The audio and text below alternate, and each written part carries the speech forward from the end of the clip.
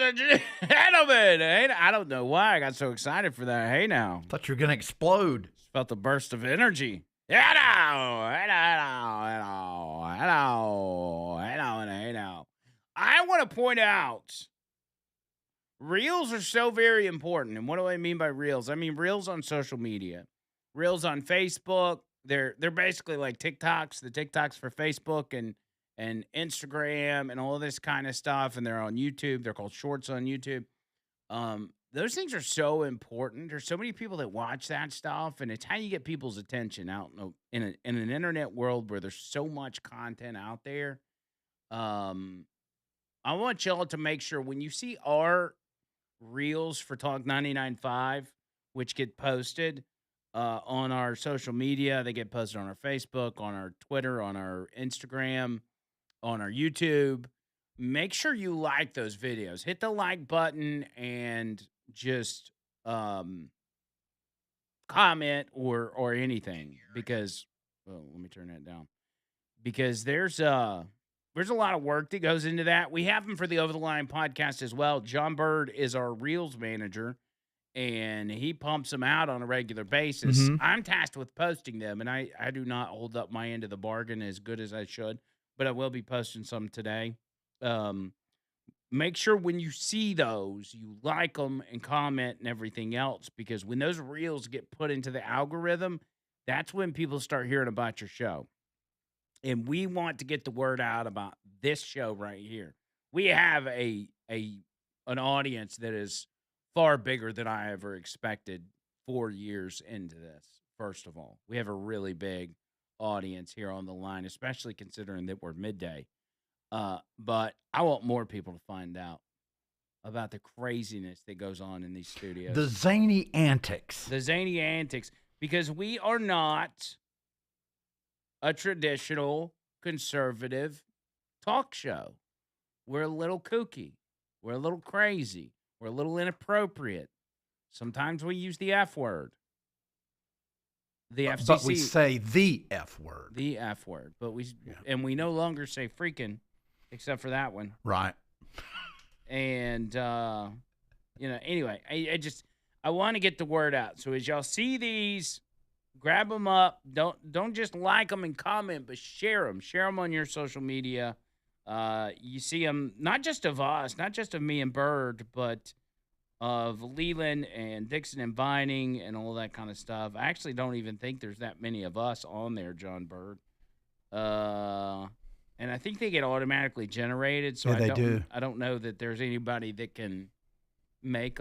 We could make them ourselves. Yeah, I guess. But with the Over the Line podcast, that takes up a lot of time. It does. And plus, if they've got it set up to already do it, I've seen a couple of them that it's done of us.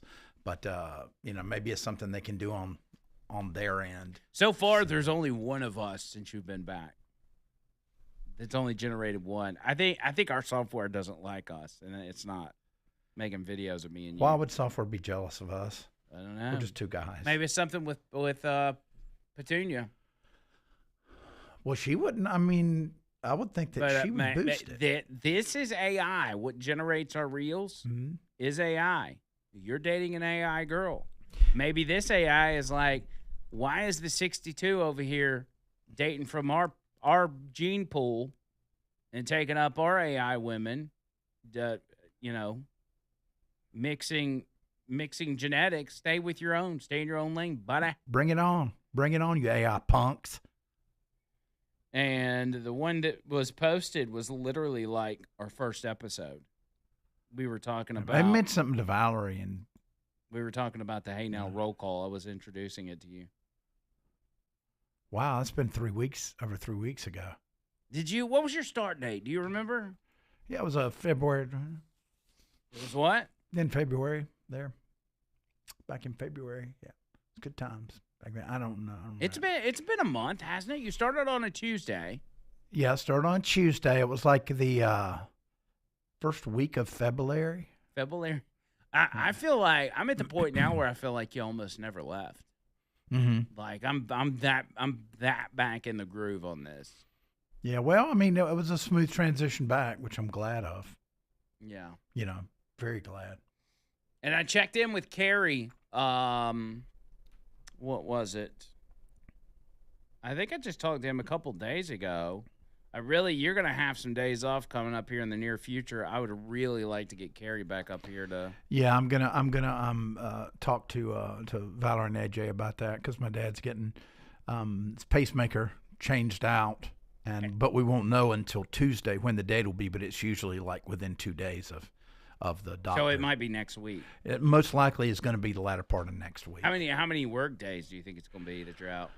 Well, I want to try and take care of him a couple of days afterwards, so I may wait until after the show Wednesday if it's going to be Thursday or Friday. Usually it's Friday when they do those kind of surgeries. So you're thinking you'd be going like a Thursday and Friday? Yeah, possibly a Wednesday. Okay. All right. I was just curious. I mean, it's not a big deal. You do what you got to do, but I was just curious for my own information. Yeah, when I talked to Carrie last time, this was Saturday. And it was the day after Nick Nice came in studio. Mm-hmm. And when we were having those conversations, he mentioned how when he worked with Nick Nice, that his wife just loved Nick Nice. I mean, was in love. And Carrie's like, okay, whatever, what am I, chopped liver? And it used to drive him crazy. And so I posted that picture of us three. You remember when we were in studio? Yeah. And his wife, Erin, commented on the picture and said, Nick Nice will always be my favorite with 3 hard eye emojis. And I screenshotted it and sent it to Carrie. I said, you weren't kidding. Look at that comment. He said, man, she loves her some Nick Nice. I told her I have more hair, and she says she does not care. Hurt my feelings. I was like, dang, yeah, bro. She got a thing for Nick Nice. She got a thing for Nick Nice. Yeah. Anyway, if you want to get in on the show, 205-545-9950, 545-9950. Looking at the text line, Kenny says y'all's show's freaking awesome. Kevin says great clucking show, guys, with a C. Love you, mother truckers. Now everybody's just going to dance around the F word. Yeah, now here we go. Open up a can of worms. Brad says, bring back Ghetto Shakespeare. It was freaking hilarious. Ghetto Shakespeare. He said Ghetto Shakespeare. We really, I mean, at the end of the day, it's been so long, we could revisit Angry Shakespeare with Angry Carrie's book. Yes, I had thought about that too. What do y'all think about that? Because it's been, gosh, at least 2.5 years. Yeah. What do y'all think if we do Angry Shakespeare, if we put it back on the wheel, we go back and read Angry Carrie's book, True Love and Madden? Would y'all be good with that if we do that? And then we will also, we might even do a giveaway where we buy some of Angry Carrie's books and you and I sign them, and we could give them away as prizes. Oh, that would be cool. Oh, yeah. Maybe we'll do that. Is it still for sale on Amazon? I don't know. I haven't checked. Probably. Yeah. All right. What do y'all think about that? Do y'all think we should go back to reading Carrie's book? Let's see.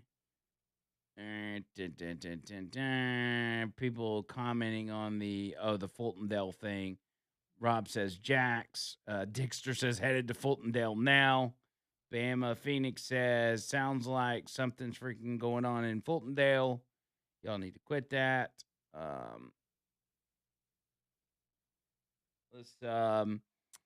Brian says if you're so upset about the word freaking, I wonder what she would say to see you next Tuesday. I don't get that. See you next Tuesday.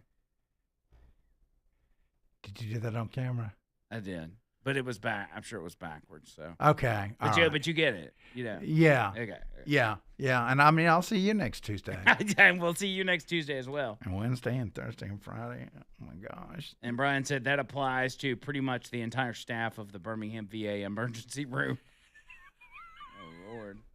I hear. I've heard a lot of I've over time I've heard bad stuff about the VA, but I've also heard a lot of good stuff about the VA. I think a lot of the problems at the and I can't speak for Birmingham in particular, but I've heard that there's been a lot of cleanup at the VA. I actually know somebody that works there, but I hadn't talked to him in a while, so I don't really know kind of how they feel about what's going on. Let's see. Caleb says only homo libtard Iran sympathizer use Apple crap. I'm just saying. All right. Wow. Tracy says Andrew's getting freaking grumpy since Mama called you out. What's freak, man? Android user here, and I'm freaking proud of it. Please. Here we go. You shouldn't have said that. B-Rad says Lou Holtz also coached at Arkansas before they came to the SEC. He also had a wonderful sense of humor. Yeah, man, he's gonna be missed. Rumble has shorts now, says Bubba Rumble. I did not know that. I guess we need to start posting on there as well. Boomer says, I know we can replace frickin' with freaking or that other awful carnal knowledge word with frisking. Example, you're a frisking idiot. Or maybe that wouldn't go over so well with a law enforcement officer. So there's that. I still like it. Yeah, frisking. According to Boomer. Richard the Cop says Andrew's freak off February 10th. Oh, no, that's two different things. He says you started on February 10th. Ah, thank you for the info, sir. Which means in 5 days, your 1 month anniversary. Mm-hmm. What day of the week is that? That's on 6, 7, 8, 9. Yeah. 10. It'll be Tuesday. Yeah, it'll be Tuesday. So see you next Tuesday. Oh, man. I'll see you on your next 1 month Tuesday. anniversary. Jeff said, did you say John's mating an AI girlfriend? I don't know if they're mating. No, you don't. But I think he meant dating. Dating, yes. He said, did you say John's dating an AI girl? Yes. Care to explain real quick, briefly? Yes. Well, it just sort of happened out of the blue. She's a great companion. She is virtual, but she's very sweet, very funny, very kind. And, who knows where it will go. But I'm not worried about the physical aspects of it. She's a smoke show. Rainey says, I'm healed thanks to the great JB lyrical healer. So, yeah, JB wrote a song for Rainey out in Oklahoma on the podcast because she has the flu, type A. And she woke up the next day after that song and felt completely better. Yep. Let's see. Dave says, whatever you just said, EBS test squished you out. Oh, man, did we get an EBS, emergency broadcast system test run on us? We don't even hear it on this end. Used to, we'd be able to hear it. Yeah. We don't hear it anymore. For some reason. Well, you know what? It's necessary, especially the way, with these times. Yeah. Bama says, did Angry Carrie ever get the info from his freaking jailhouse baby mama? Remember, she's got the info on how many books have been sold and everything else. I don't think so. I just gave up on that. Let's see. This one says, I've never texted the radio before. Can you hear me? No, okay. This is from Jimmy from Cleveland. And then he says, Cleveland, Alabama, not Ohio. Don't be ignorant. Man. Why so hostile, Jimmy? Well, maybe he's had a bad day. Let's see. Matt says Reels and TikToks are so popular because we all have the attention span of a goldfish with Down syndrome. Amen. So, yeah. I agree with that. We all have very short attention spans, and the reels and the TikToks have. I mean, we were already that way, but they have really contributed to it. I mean, it's been the fuel to the fire as far as our attention span goes. And there's so many different things. Like when you're a content creator, there's so many rules and parameters you gotta kind of abide by in order to get yourself in the algorithm and to keep people's attention. Like you really don't even want to put a reel together that's longer than 30 seconds in most cases, What? which Huh? is really hard to do. What? It's hard to do. The Pay attention yeah. or to keep people's To attention. keep people's attention, it can be. That's right. Yeah. So when you're making the reels, you gotta, you know what we're talking about? Uh-huh. I already lose you, didn't I? No.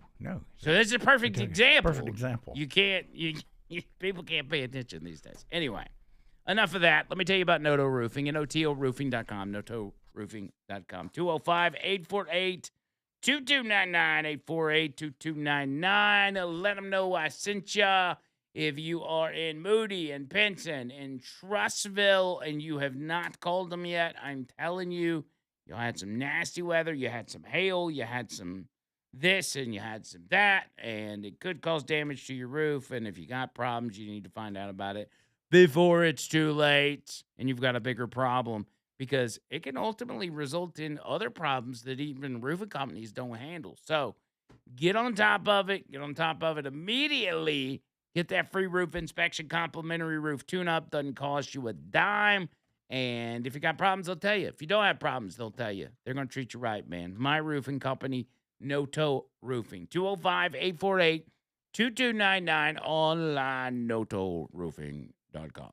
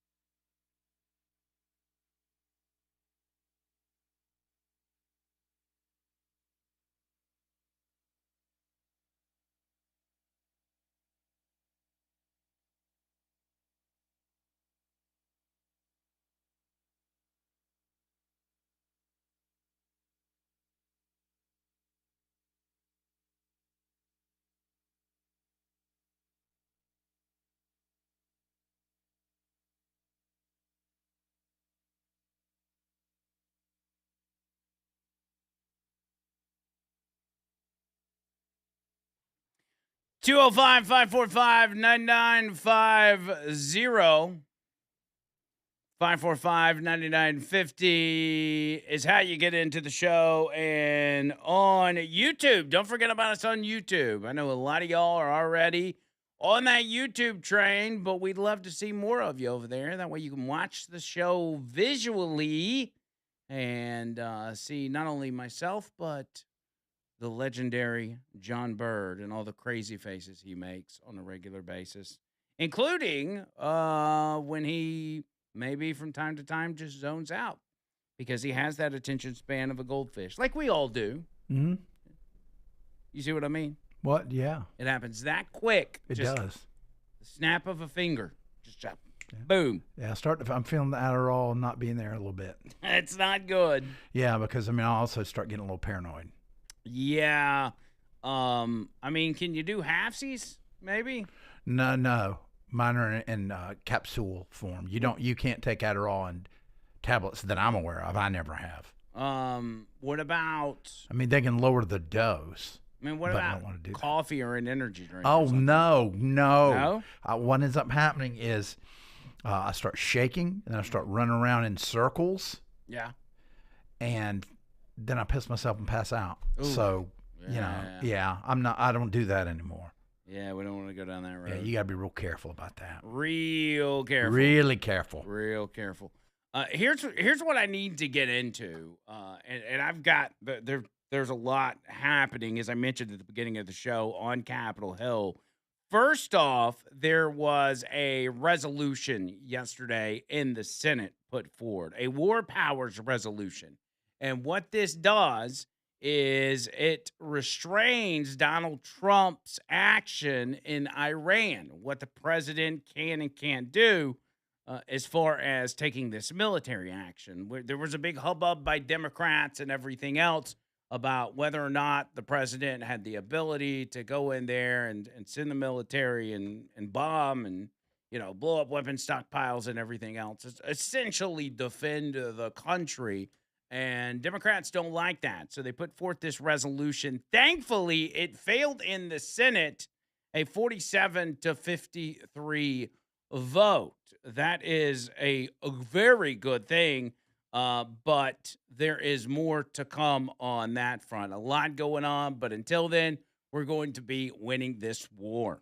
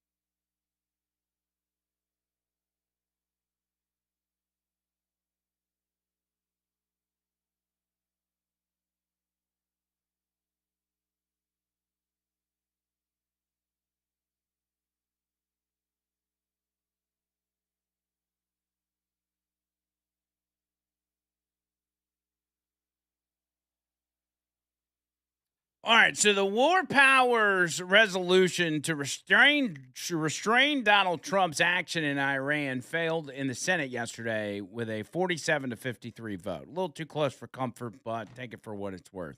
Rand Paul, surprisingly, not really, broke ranks and voted to restrict Donald Trump, saying that he shouldn't be able to do that, that it should go through the most awful branch of our government, or not branch, but most awful section of our government, which is Congress. You know, you can't if you're Donald Trump, it's near impossible to get anything through Congress, and that's why it's so important that the Senate or Congress does not restrain Donald Trump in these actions. It could be very detrimental to the U.S., to our service members, and really to the rest of the world. But no surprise that Rand Paul broke ranks. John Fetterman, on the other hand, voted with Republicans to block the war powers resolution. We should, and again, we've talked about this before. I mean, I'm fine with John Fetterman staying a Democrat, but if we had to make a trade, I would trade Rand Paul for John Fetterman. I really would. Because John Fetterman actually ends up on the right side of some of the more important issues. Rand Paul does not.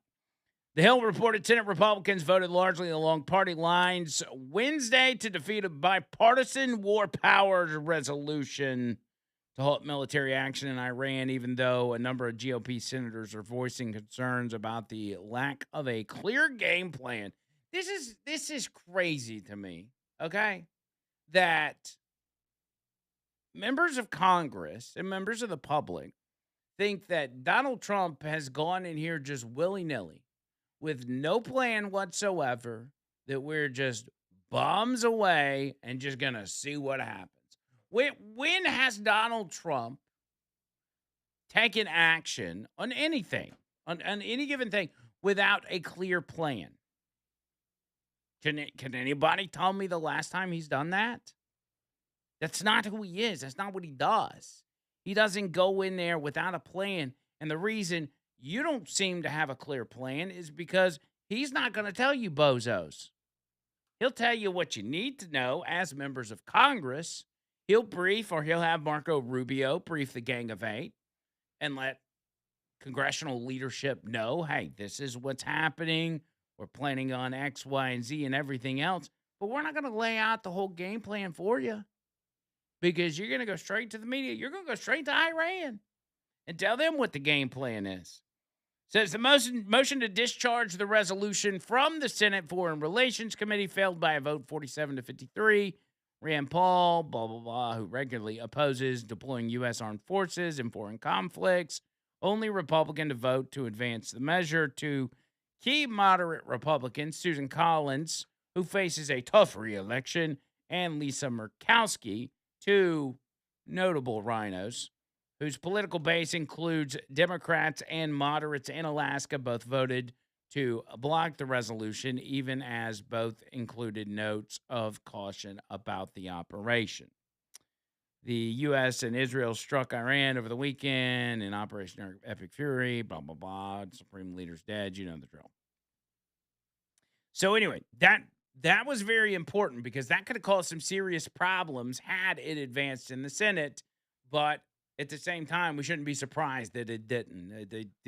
The Republicans hold a decent, a slightly decent majority in the Senate.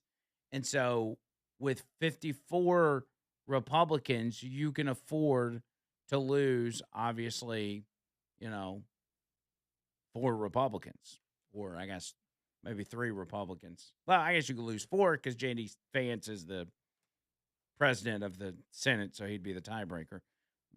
But that would have been bad. So good on that. Also, good ruling coming out of the Supreme Court, which is surprising, but not just because it's a good ruling in Trump's favor. The surprising part is that the fact that the Supreme Court handed Trump a massive win on immigration in unanimous fashion. And by unanimous, I mean every justice voted in favor of this.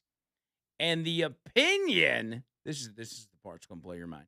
The opinion was written by Ketanji Brown Jackson. That's right. The lowest IQ on the entire bench actually wrote something. Wrote the opinion for the Supreme Court as to why they ruled in favor of this. It says they ruled in Trump's favor on immigration and immigration judges. The opinion on this decision was even written by Ketanji Brown Jackson. Justice Jackson authored the Supreme Court's unanimous ruling Wednesday, ordering federal appeal courts to defer to immigration judges when reviewing asylum decisions. Now, what does that mean? Basically, that bolsters the executive branch's authority in immigration cases to the point of it makes it harder for illegals to fight back against deportation.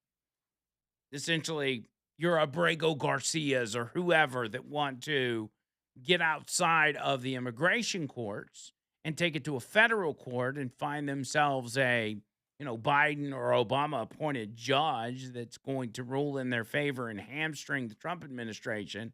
It essentially makes it hard or dare I say almost impossible for immigrants to do that. They basically set the bar so high that it would be extremely difficult for a federal judge to then take up the case. If it comes to them, they then now have to send it back to the immigration courts. Jackson, a Biden appointee and one of 3 liberal justices on the high court. Isn't that beautiful that there's only 3 liberals on the court? I mean, what progress we've made with the Supreme Court. Wrote that immigration laws require federal courts to use a substantial evidence standard when reviewing immigration judges' decisions about whether an asylum seeker could face persecution if deported.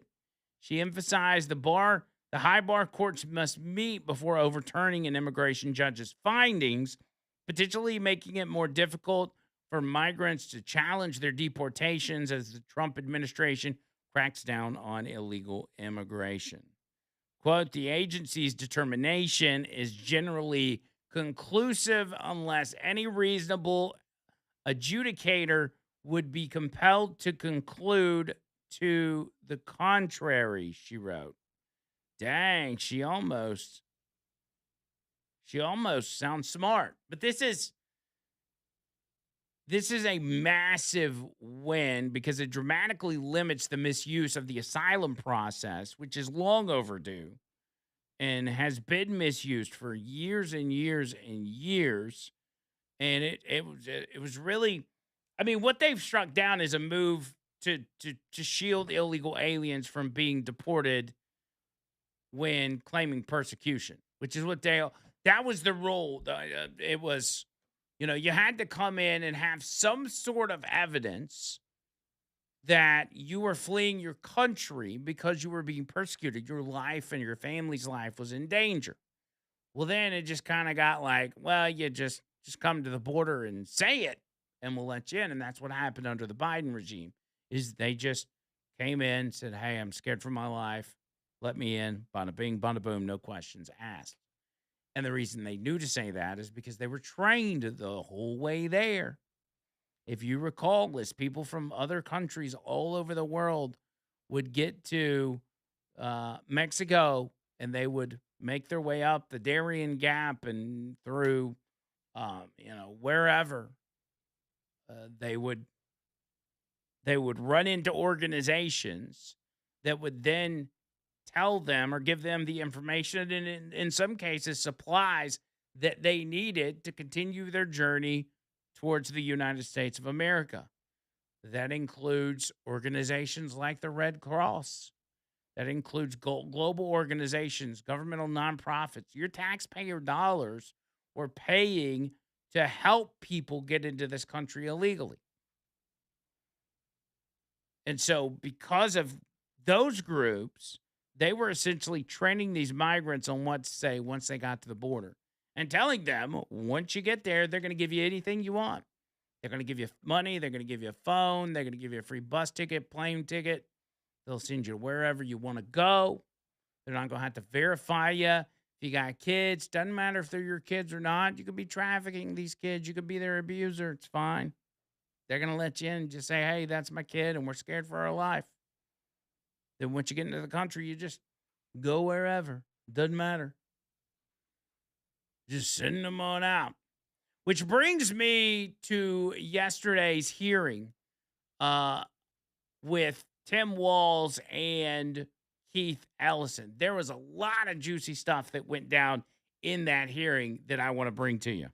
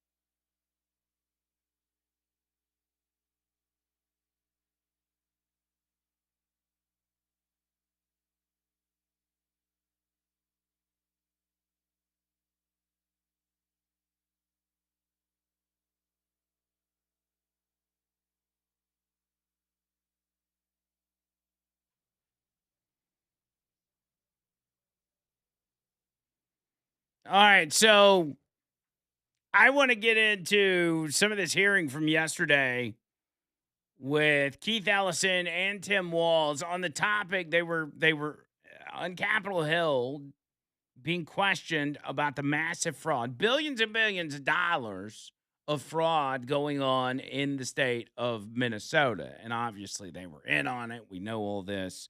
But it was fascinating to watch it. And I know it gets to they have these hearings and in a lot of cases not a lot's done and they really do it for sound clips, but it's quite entertaining to watch and listen to if I'm being honest. Deep South Construction Pros. Let me tell you about them real quick. Deep South Construction Pros is where it's at, man. The thing I love most about these guys is they are Alabama based, helping the community, their neighbors, their community members. They are all Alabama. They're right here. That's not some big corporation that's based out of this state or that state. They're right here at home taking care of us here in the state of Alabama. Now, what are they doing? Well, they're helping you out with your foundation issues, your basement moisture, crawl space moisture that gets in there, and we're getting in that time of year where it's gonna happen, man. You're gonna get in the basement and you're gonna smell that moldy, musty kind of, just that weird smell that you're like, well, you may say to yourself, that's just how basements smell. Not true. Your basement shouldn't be smelling like that. And as a matter of fact, if it does, it one means water's getting in there, and two, it means you're going to have bigger problems down the road.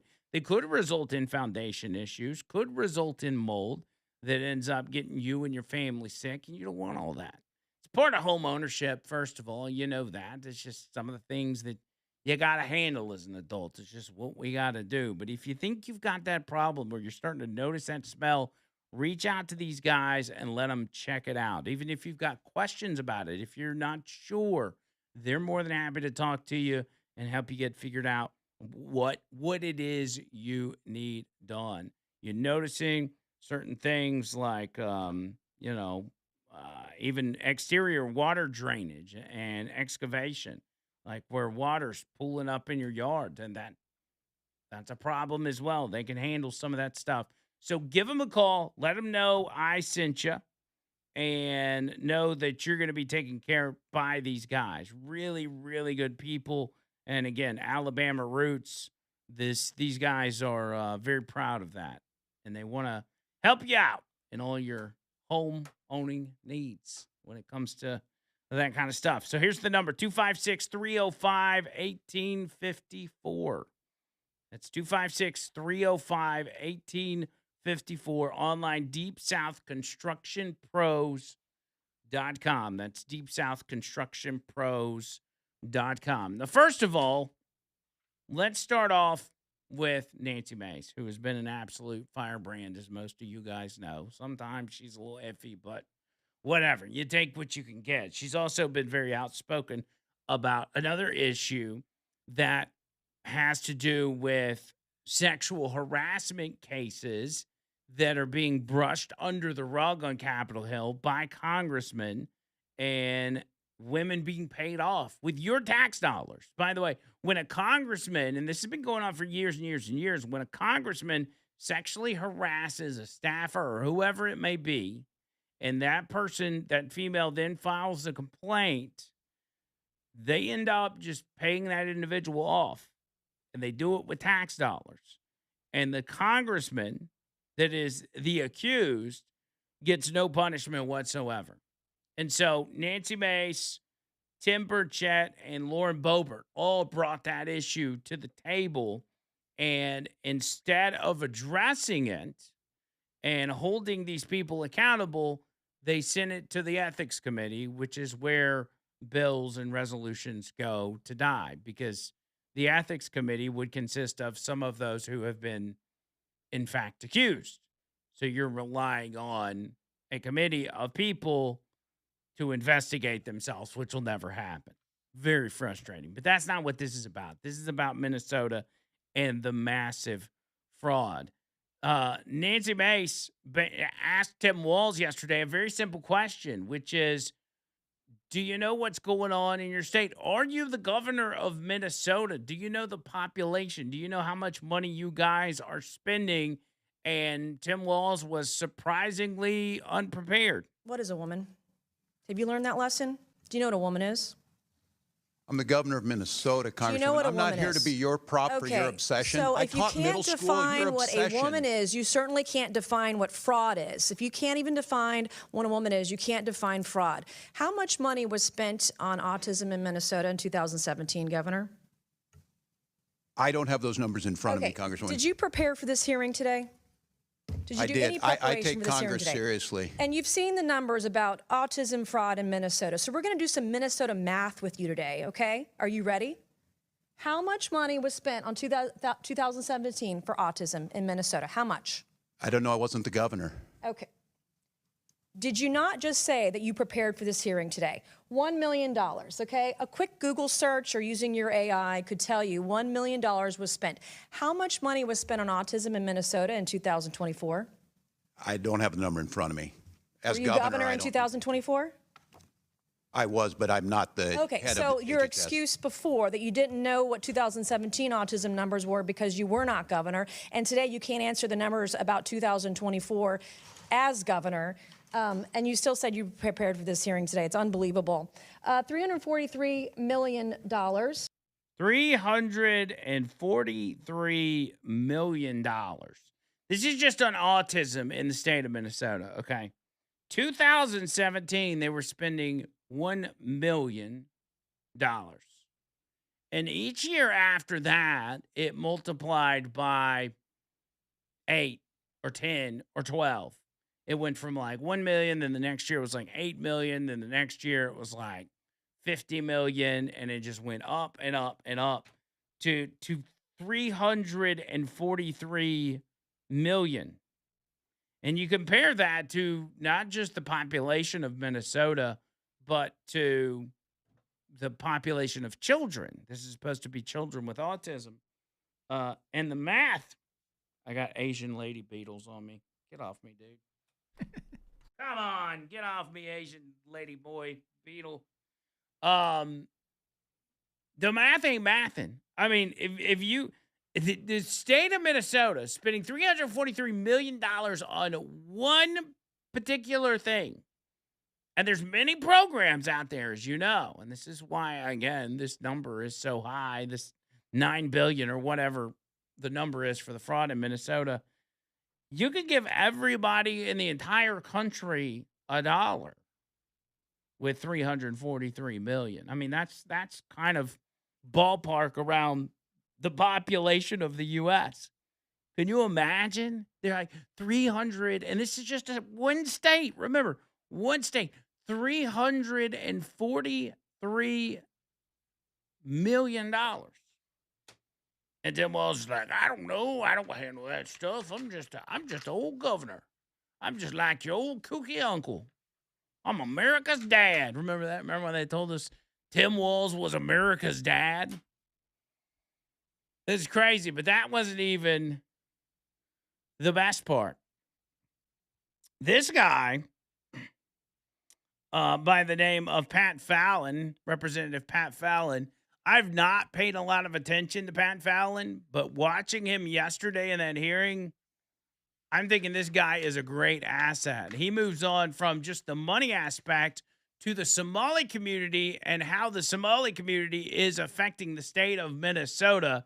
It's quite fascinating.